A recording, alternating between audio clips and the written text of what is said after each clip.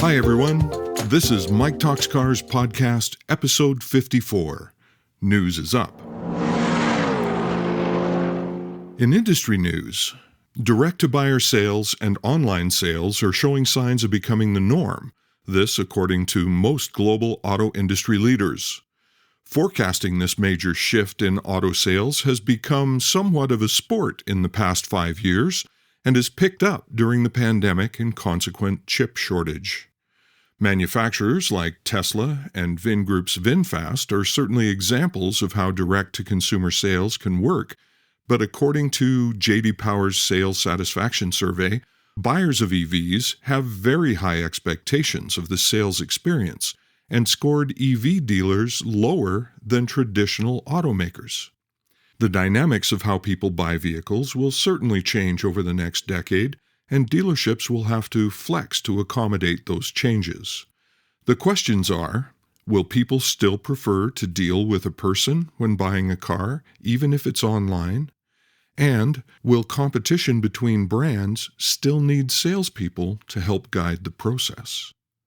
I just recently walked past an Apple store and watched dozens of people walking out with bags of electronics that they could have just as easily ordered on a faceless website and had delivered to their door, but there they were, big smile and treasures in hand. In new vehicle news, Vingroup, the Vietnamese manufacturer of VinFast SUVs, is planning a U.S. IPO for late next year. The manufacturer, who will be offering 2 SUVs in the U.S. and Canada next year, is rolling the dice on investors' hunger for EV manufacturer stocks and hopes the IPO will help fund additional car plants and operations globally. VinFast will begin sales next year with 60 U.S. showrooms and an unknown number of Canadian showrooms, but thinks that most sales will be online for early adopters.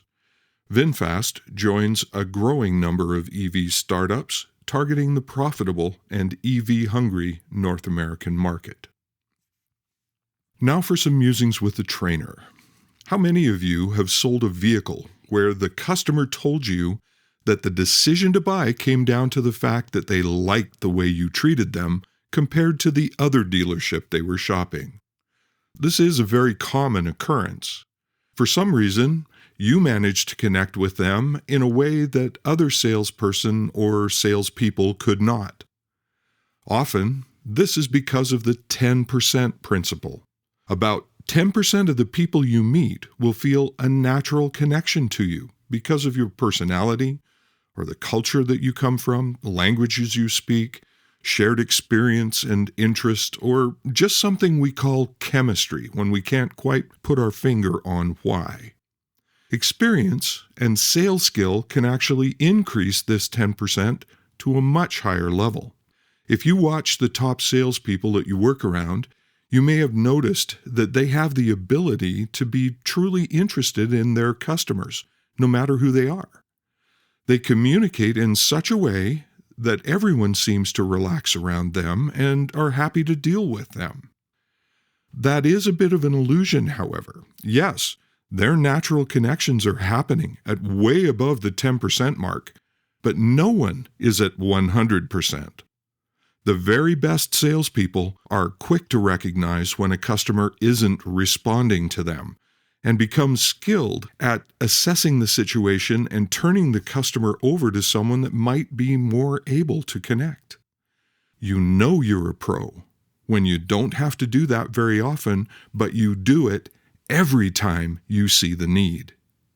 Customers respond to that connection. This is Mike Little reminding you that, hey, selling is fun. Go have a great day.